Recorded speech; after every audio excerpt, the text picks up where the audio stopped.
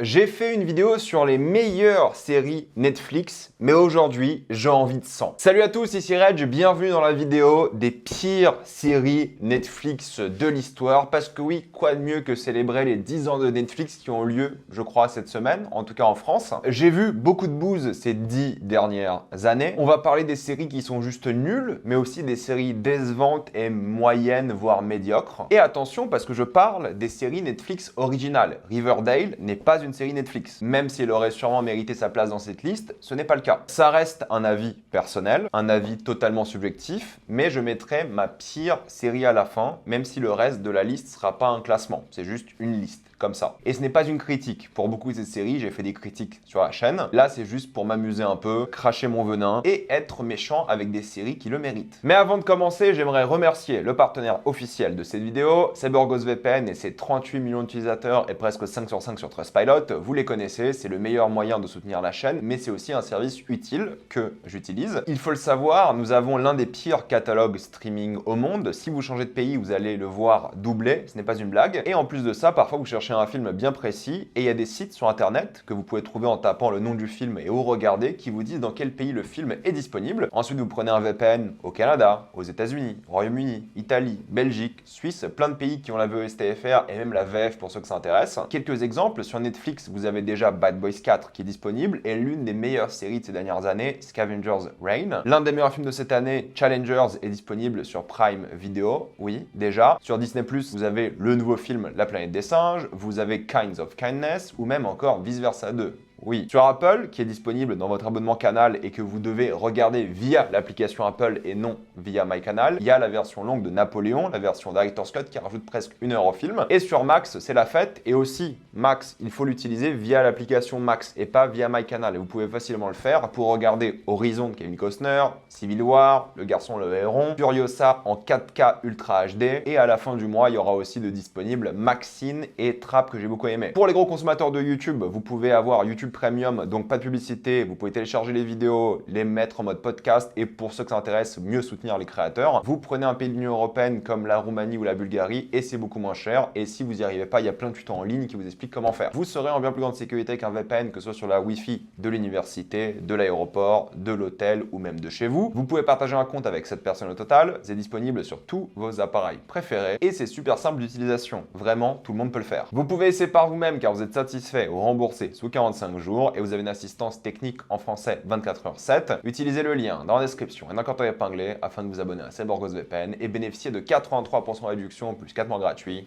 Foncez sur l'offre. Vous savez quoi? J'ai envie de commencer avec les séries décevantes qui ne sont pas toutes spécialement mauvaises, mais qui ont été décevantes au fur et à mesure des saisons. Et je commence avec La Casa de Papel. La Casa de Papel, le problème que ça a eu, c'est qu'à la base, c'était pas une série originale Netflix. En théorie, il n'y avait qu'une seule saison. Netflix l'a coupée en 2 saisons et les 2 saisons se finissent en fait. Enfin, c'est la fin de la série quoi, c'est fini. Et ils ont décidé de continuer la série. Ils ont fait une 3e saison qui était d'après moi pas mal du tout. Et ensuite, ils ont continué et ça s'est vraiment cassé la gueule, je trouve, même si la dernière partie de la dernière saison a rattrapé un peu tout ça. Mais typiquement, vous allez voir que c'est un truc qui arrive régulièrement dans cette vidéo, c'est qu'il y a plein de séries qui ont un concept fort, qui marchent pendant 1, 2, voire 3 saisons maximum. Et Casa de Papel, c'est l'exemple parfait. Pour moi, ce qu'ils auraient dû faire, c'est finir la version classique de la série avec la chaîne et juste la distribuer et ensuite faire une dernière saison, un dernier braquage de conclusion à la limite. Ça aurait pu être cool, mais non, ils ont trop traîné, trop forcé. Ils ont même fait des spin-offs qu'honnêtement, j'ai même pas vu. C'est dommage parce que lorsque le concept est épuisé, lorsque t'as plus d'idées, bah tu fais des séries comme ça. Et moi, honnêtement, elle m'a clairement déçu, même si je trouve qu'elle est ok, passable, mais sur la longueur, c'était décevant. De même pour The Witcher, et je sais que des gens n'ont pas apprécié la première saison, moi je trouvais que la première saison était une bonne surprise en termes d'adaptation, en termes d'esthétique, il y avait un truc assez unique, plutôt bien, plutôt attachant. La 2e saison, c'est vraiment séparé des livres, ce qui était un peu problématique parce que les meilleurs passages de la saison étaient ceux des livres, et la fin de la saison, c'est clairement cassé la gueule, mais je trouve qu'il y avait au moins quelque chose, même si ça respectait plus du tout les livres, il y avait quelques idées, c'était plutôt cool, c'était pas désagréable à suivre, et la saison 3, pour le coup, ça a prouvé que c'était de la merde, hein, disons les choses. En plus du départ d'Henry Cavill, cette série n'a plus aucune raison d'exister aujourd'hui. Ils auraient dû l'annuler d'après moi la 3e saison, mais non, ils vont faire une 4e, une 5e, et ça sera forcément mauvais, je le pense. Hein. Déjà que la 3e était mal mise en scène, mal foutue, c'était un bordel en termes de livres et tout. C'était catastrophique, disons les choses. Et même en tant que série elle-même, hein, sans même penser aux livres, c'était vraiment dommage. La saison 3 était pas bonne du tout. J'y crois pas du tout pour la suite. Et c'était la même chose pour Blood Origin. Quel énorme désastre. Une bouillie d'effets spéciaux dégueulasses, un gâchis de talent talent et de mise en scène, de tout ce que vous voulez en fait. C'était tellement mal écrit, horrible. The Witcher n'a rien à foutre chez Netflix et j'espère que quelqu'un va récupérer les droits un jour pour faire quelque chose de sérieux parce que c'était un énorme gâchis de licence et l'une des plus grosses déceptions de ma vie de fan. Pourtant j'adore The Witcher, je vois les livres tous ici juste là en face de moi, mais c'était évidemment du gâchis. Comme House of Cards évidemment, mais bon, le problème d'House of Cards c'est que même avant le départ de Kevin Spacey, ça se passait de moins en moins bien, ils avaient de moins en moins d'idées, mais c'était pas mal honnêtement. Mais après le départ de Kevin Spacey, honnêtement je sais même pas si j'ai regardé. J'avais commencé, puis j'ai laissé tomber, puis j'ai repris, j'ai laissé tomber. Je sais même plus comment la série se finit honnêtement, je sais même pas si je suis allé au bout, mais déjà juste avant le départ c'était pas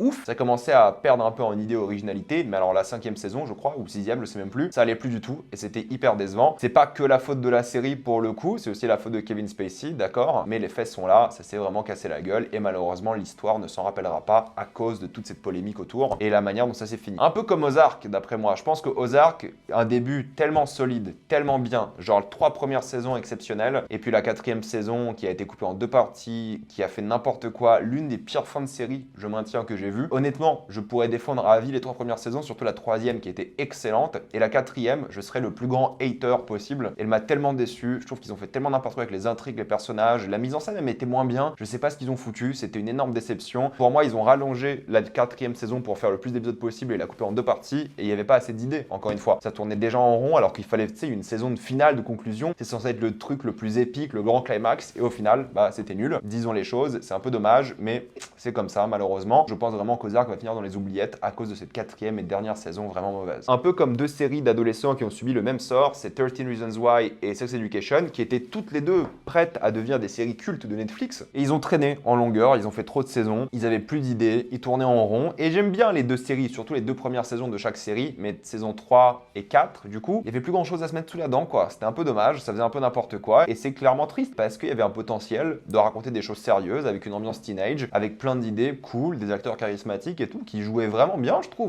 pour ce qu'ils faisaient, quoi. Mais non, ça s'est vraiment cassé la gueule et je pense que justement, ces séries-là, on s'en rappellera pas à cause de leur fin. Et si on parle de potentiel gâché, alors il y a évidemment Umbrella Academy, qui a été un énorme four, énorme échec. Première saison top, 2e un peu moins bien, 3e ça allait plus du tout et 4e un énorme foutage de gueule. Ils ont même baissé le nombre d'épisodes tellement c'était à chier. Plus de budget, plus rien. Honnêtement, énorme déception. Ça méritait toutes les critiques négatives. Saison 1 que j'avais adoré et ça s'est cassé la gueule de saison en saison. Pareil, le monde ne s'en rappellera pas et ça a créé une énorme déception dans le cœur de beaucoup de personnes et ça c'est dommage. J'y croyais pour le coup Umbrella, vraiment j'y croyais. Avant vraiment de parler des pires séries, j'ai quand même envie de parler des séries qui sont moyennes voire médiocres. Je vais rapidement en parler. Il y a des séries comme Cursed que j'ai trouvé ok sans plus. Ça a été annulé, mais est-ce que j'aurais regardé une 2e saison de la série? Je pense pas non plus. Pourtant il y avait des idées, mais bon malheureusement c'est pas toujours suffisant. Comme Shadow and Bone, si on est dans le délire fantasy. J'ai jamais regardé la saison 2 parce que la première m'a plu plus ou moins, mais pas assez pour continuer. De toute façon la série a été annulée. Sabrina, la même chose. Je regardais un petit peu le délire teenage et tout, j'aimais bien. Puis au fur et à mesure des saisons, j'ai arrêté. Ça ne valait plus mon temps, je pense. Il y en a plein, comme Cobra Kai. Je sais qu'il y a plein de gens qui aiment bien Cobra Kai, mais plus ça avançait dans Cobra Kai, plus je trouvais ça répétitif et inintéressant, et j'ai arrêté aussi. Sense8, je sais que vous êtes beaucoup à l'adorer, et je comprends, mais moi j'ai jamais accroché. De toute façon, moi les Wachowski, j'ai jamais aimé ce qu'ils ont fait, quasiment jamais, sauf évidemment leur début. Mais là, pour le coup, Sense8, moi j'ai jamais accroché. Je considère pas objectivement que c'est une série moyenne,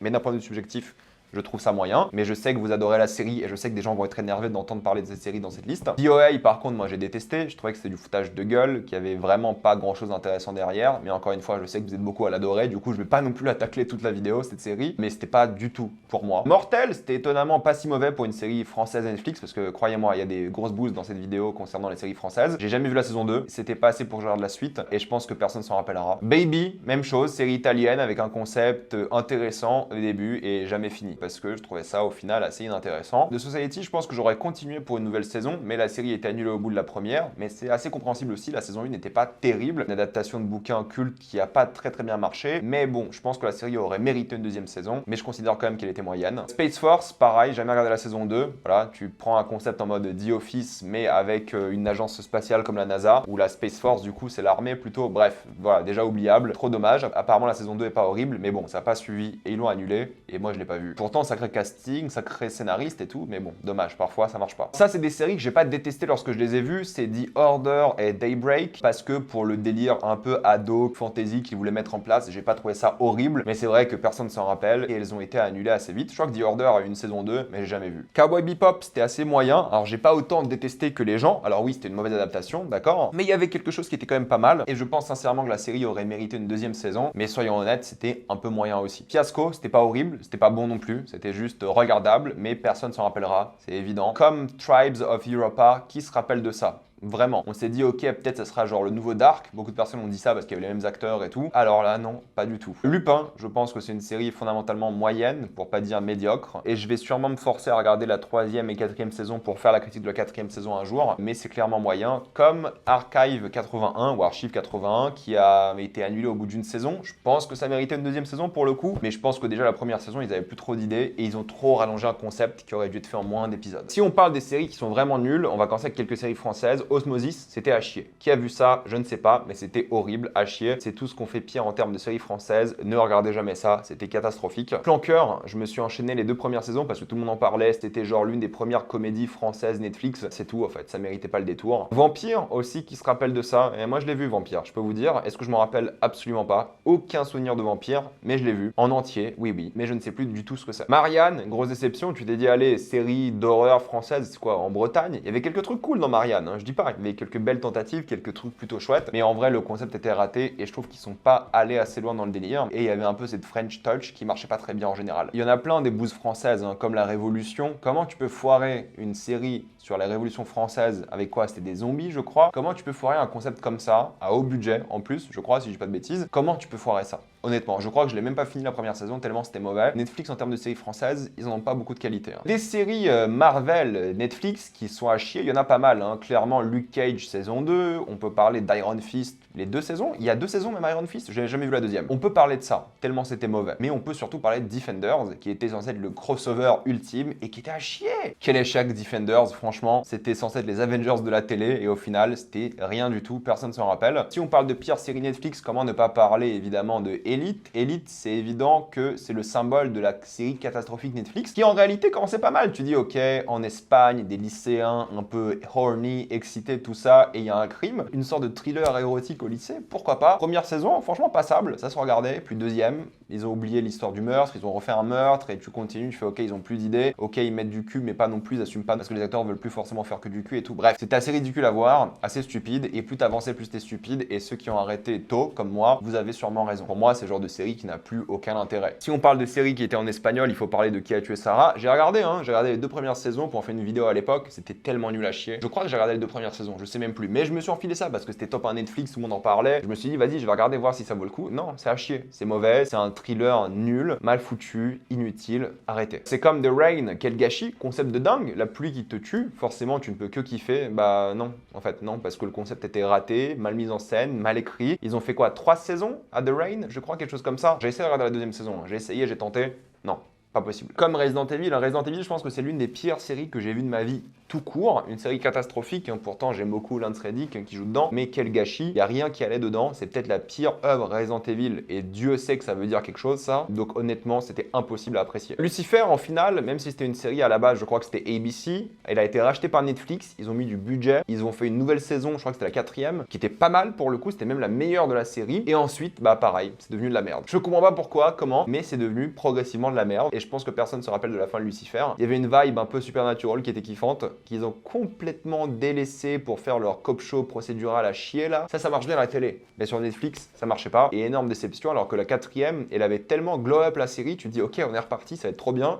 Et non. J'aurais pu la mettre dans la catégorie des séries décevantes, celle-ci, mais en réalité, vu qu'elle a été rachetée par Netflix et ensuite gâchée aussi rapidement qu'elle est devenue presque irregardable d'après moi, c'est dans la catégorie des mauvaises séries. Altered Carbon, quel gâchis aussi. Franchement, première saison, tu dis ok, il y a du potentiel, il y a du budget, c'est l'une des séries les plus chères de l'histoire au moment où elle a été faite, ça va être mortel. Non, c'est nul à chier, franchement. Et la 2e saison, bah c'était ouais, le truc de trop quoi. Ça allait plus du tout, ils avaient plus du tout de budget, ils ont rien donné à la saison 2, c'était assez tragique à voir. Tu ne pouvais être que déçu d'Altered Carbon. Dommage, parce que ça aurait aurait pu devenir l'une des grandes séries de SF, hein. Le concept était là, mais le reste n'a pas suivi. En termes de séries d'horreur, il y avait deux séries un peu pourries. C'était Chambers avec quoi, Uma Thurman. T'as Uma Thurman dans ta série, je crois que c'est la première série qu'il avait faite à l'époque, et tu fais une série de merde comme ça? C'est juste pas possible. Quel gâchis. L'une des pires séries d'horreur que j'ai vues, ça n'allait pas du tout. Pareil pour la série Jean, je crois que c'était la première série au Moyen-Orient, ou un truc comme ça. Horrible. À chier. Rien qui allait, genre vraiment rien. Pourtant, c'est une mythologie hyper intéressante, non? Non, c'est nul. Lock and Key, pareil, je veux dire, qu'est-ce qui était bien de Lock and Key? Je sais pas, il y a eu combien de saisons de Lock and Key? Il y en a eu 2, voire 3. Moi, j'ai regardé la première, j'ai tenté la deuxième, j'ai fait non, c'est pas possible. Qu'est-ce qu'ils ont essayé de faire avec cette série? J'en ai aucune idée, mais ça n'allait pas. Le délire teenage fantasy marchait pas du tout. Il y avait quelques petites fulgurances dans la saison 1, mais qui ne m'ont pas du tout donné envie de continuer, surtout après le début de la saison 2. Jupiter's Legacy, c'était censé être la grande série de super-héros de Netflix, tu sais, qui devait remplacer les Marvel, qui devait concurrencer les autres séries de super-héros, et c'était genre l'un des pires trucs que j'ai vu de ma vie. Non, mais sans déconner, quelle angoisse, que c'était horrible et nul. C'était cheap à mort, hyper mal foutu, il y avait rien d'intriguant, d'intéressant, trop dommage. Pourtant, ça aurait pu être bien, hein. Mais non, ils ont fait n'importe quoi, comme pour la série Ragnarok. Alors là, j'avais regardé la première saison, j'ai tenté la deuxième, hein. J'ai jamais vu la troisième, et quelqu'un m'a expliqué la fin, et je pense que je suis très content de n'avoir jamais continué. Parce que vu la fin de la série, je suis très content d'avoir arrêté assez rapidement, parce que pour moi, c'est pas possible. Une fin comme ça, et même la série était tellement mauvaise de base, pas possible. Encore une fois, le concept était intéressant. Mais bon, un concept ne suffit pas. Récemment, c'était la série de guerre All We Imagine Us Night, ultra laide, ultra mal écrite, pourtant de bons acteurs, en théorie plutôt bien joués, mais ça suffit pas, malheureusement. Ça suffit pas pour faire une bonne série. Il faut qu'elle soit bien écrite, il faut qu'elle soit bien réalisée. Ça aide en tout cas. Et là, c'était vraiment le truc le plus inintéressant qu'ils pouvaient faire avec un concept, encore une fois, fort, une histoire vraie, pertinente, passionnante, mais non. Into the Night, pareil, là c'est un concept qui en théorie est pas très bon de base, mais tu peux le comprendre. Tu dis ok, c'est une idée qui pourrait plutôt bien marcher, mais non, ratage complet de huis clos. Jamais vu la saison 2, je sais même pas s'il y en a eu plus que ça. Un vrai gâchis, je le pense vraiment. Vikings Valhalla, c'était genre tout ce qu'il y avait de pire dans la série Vikings de base, en x10. C'était un enfer. Ils voulaient vraiment que ce soit la suite de Vikings, qui fasse plein de saisons. Je crois qu'ils ont arrêté la troisième. Jamais osé commencer la deuxième. La troisième, n'en parlant même pas. J'ai tellement arrêté de suivre l'info concernant cette série, parce que tout le monde s'en fout, parce que c'est pas ouf, parce que c'était tout ce qui était pas bon en exacerbé, et c'est normal que les gens détestent. Et en termes de mythologie, il y avait aussi Blood of Zeus, j'ai jamais vu la suite, mais j'avais tellement trouvé la première saison nulle que j'ai jamais eu envie de regarder la suite. Pourtant, en général, Netflix peut avoir de bonnes idées en termes d'animation, alors celle-ci c'était un ratage total, et je crois vraiment que personne n'a regardé. Il y a deux séries d'après moi qui sont actuellement mauvaises, qui peuvent se rattraper par la suite ou s'empirer. C'est premièrement Avatar, le dernier maître de l'air, que j'ai trouvé tellement nul, et Mercredi, deux séries qui vont revenir l'année prochaine avec chacune une nouvelle saison. Si la saison est pas bien, je pense que les deux se feront annuler, parce que franchement, les premières saisons étaient pas bonnes du tout. Et la pire série Netflix que j'ai vue de ma vie, c'est évidemment The Island. Je sais pas combien d'entre vous ont vu The Island. C'était censé être une sorte de Lost un peu numérique, je sais même plus au fait. J'en ai fait une critique, hein, mais je sais même plus de quoi ça parle. Je sais juste que j'ai détesté, que c'était la pire chose que j'ai vue de ma vie, l'une des pires séries, si c'est pas la pire série que j'ai vue de ma vie. Ils l'ont annulé direct, c'était tellement catastrophique, tout le monde se moquait de la gueule de la série, c'était vraiment d'un amateurisme assez fou, et c'est toujours assez triste pour les gens qui ont bossé dessus, mais franchement, la série ne méritait rien. Il n'y a rien qui allait de tous les points de vue, c'était catastrophique de A à Z sur tous les aspects. Déjà, le concept était à chier, mais alors le reste, l'acting, la mise en scène, la photo, l'écriture, catastrophique. Les pires personnages que vous allez voir, ah non, The Island, c'est un énorme enfer. Ne regardez jamais The Island, ne tentez même pas pour le fun. C'est même pas drôle, c'est même pas nanardesque, c'est juste nul et une torture. Ne regardez jamais The Island. Voilà, mettez-moi dans les commentaires vos pires séries Netflix, aussi les séries décevantes et les séries moyennes. J'ai envie d'avoir tout ça dans les commentaires. Avant de quitter cette vidéo, pensez à utiliser le lien dans la description et dans le commentaire épinglé afin de vous abonner à CyberGhost VPN et bénéficier de toutes les plateformes de streaming en toute accessibilité et sécurité en doublant votre catalogue streaming. Tout ça pour 2,03 € par mois plus 4 mois gratuits. Foncez sur l'offre. Pensez à vous abonner à la chaîne pour voir les prochaines vidéos. Mettez un j'aime, ça aide beaucoup la chaîne. Suivez-moi sur tous mes réseaux pour plus de contenu exclusif. Et moi, je vous dis à la prochaine fois. Salut à tous.